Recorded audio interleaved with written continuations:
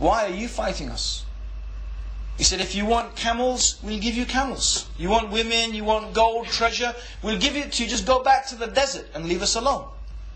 He said, we have come to take people away from the injustices of man-made religions to the justice of Islam. We have come to take people away from the worship of other human beings to the worship of the true God. We have come to take people away from the narrowness of this life to the vast expanse of this life and the next.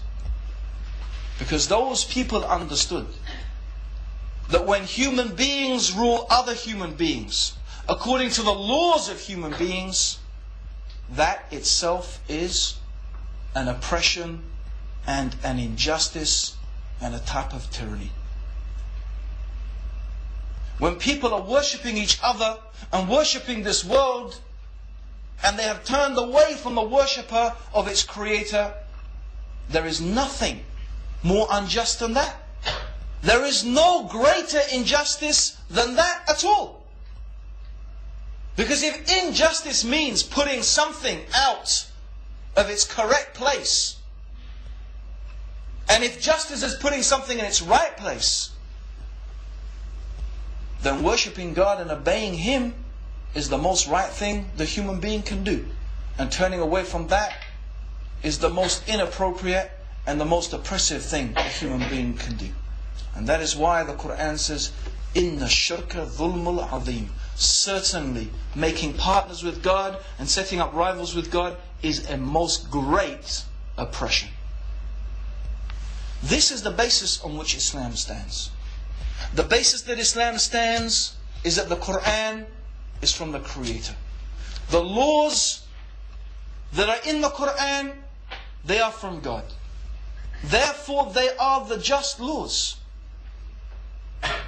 But, of course, the effectiveness of those laws and the effectiveness of that system is going to depend on the people who implement it. If they are unjust and they are wicked, well, like I said, I can't imagine a more horrific scenario than living in a country that is ruled by Muslim law, by people who do not have the spirit and do not have the justice and do not have the nobility and do not have the good and noble characteristics that a Muslim should have. If they don't have those characteristics, then Islamic law, like any other law, can be used to oppress and terrify people. So what we really need to ask ourselves is this. If we imagine that the Islamic law is unjust, is it really because the laws of Islam are unjust? Or is it because the people who are implementing them do not implement them with justice? Or is it because those laws that they have do not happen to fit our particular idea of what we happen to think today in the 20th century for this brief 40 years or 50 years or 100 years that this civilization is probably going to exist? We have these ideas for this period of time and we happen to think this and then it's gone. And we have a new set of ideas. This is the challenge, this is the thing that people really need to sit, they need to think about, they need to contemplate on. I know that at the end of that I might not have provided many answers, but I hope what I've illustrated is that Islam is a religion that calls for justice. Islam is a religion whose earliest followers practiced justice, a justice that they became fabled for. And you should remember that Islam is a civilization that lasted for well over nearly over 1,000 years. Produced a great civilization. When Muslims talk about going back and implementing the law of God, it's not like Europe and the experience of the Europeans in the Middle Ages. When we think in Europe, oh my God, going back to the God people ruling, we think of the church, we think of witches being burnt at the stake, we think of trial by ordeal, we think of feudalism, we think of chastity belts, we think of, we think of all of that. It's horrific.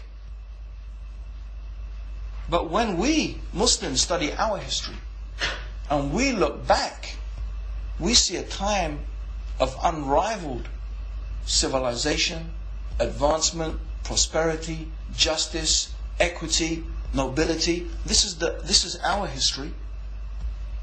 Yes, while Europe was in the dark ages, it was the world of Islam that was a light and a beacon of guidance to mankind. Arguably, the greatest civilization human beings have ever produced.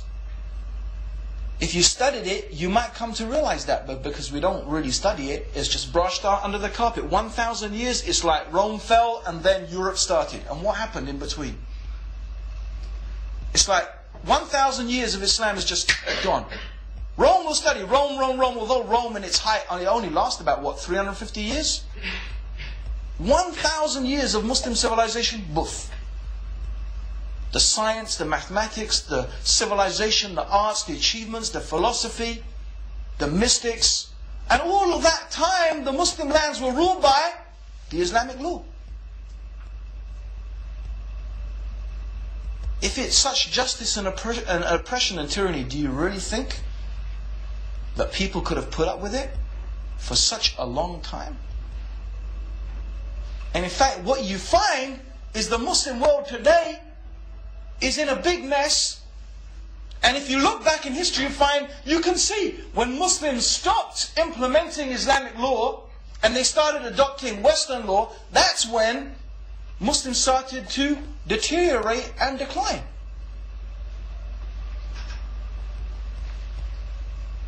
That's what the history tells us if you go back and look at it. And that in itself should make people think. It just doesn't seem to fit that therefore this Islamic law is a system that is so terrible. And without wanting to delay the talk anymore and to go on to subjects that is not even supposed to be under the topic, but it is another thing that I think every intelligent person in this country needs to think about a lot. Is in this time where it seems as if to some of us that there are people in the West who want to start a conflict between the Western world and the Muslim world. They want it. I don't know for sure, but I have a very strong inclination to believe that there are people who want to see conflict. They want it. Why is this propaganda against Islam? Why this? And they know, they even say, it's not Islam we have a problem with, it's Islamic fundamentalism. But what is Islamic fundamentalism? Examine it. What are the Muslim fundamentalists saying? The Muslim fundamentalists are saying, we don't want British law, French law. We want Islamic law. That's what the Muslim fundamentalist essentially is saying. These countries that have been colonized by the West, with their alien social, political and legal systems interposed in our countries, and that's what we find, Egypt, Tunisia, Syria, all of them. They have a mixture. Malaysia, it's all the same. A mixture of some bits of Islamic law, but with a whole heap of Western law as well. A big mishmash. Muslims are saying, no, we want Islamic law, not some other man-made rubbish. Because this is futile and this is rubbish and this is corruption and misguidance. Those are the people, they say, those are the dangerous ones, those are the ones we don't like. You people who just like go to the mosque and say your prayer, you're okay, that's okay, just keep doing that. But these ones, no. Why don't they like them? You know why? Because unlike us, these people study their history. You see, they study the history, they've read the history and they say, wait a minute, when these people followed their religion, they were strong and powerful and we were quaking in our boots. And they were the ones who dominated the world and we were the ones who were just like nowhere. And wait a minute, if these guys start coming back to their religion, does that mean that they're going to start becoming powerful economically, militarily? That they're going to be developing a civilization again? And that means we won't be the big guys anymore. We won't be in charge anymore. We won't have the political, social, economic control of the world anymore. So what should we do? We will make sure that we crush them. Everything that we can do to do it, to keep them down, to keep these people backward, to keep these people in disarray, we'll do it.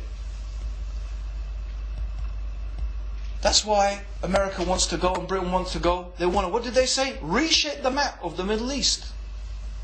To do what? To bring democracy, so they call it. It's not democracy they want to bring.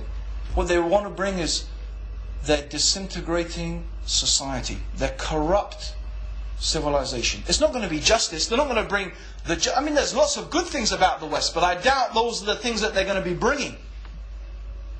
There are a lot of good things about the West and a lot of good qualities, but I don't think those are the things they want to bring. So these are the things that every person should think about. The Muslims need to think about it, and the people who are not Muslims need to think about it. No real conclusions from all of that, just food for thought. Thank you very much. You've been very patient, and may Allah guide all of us closer to the truth. Assalamu alaikum.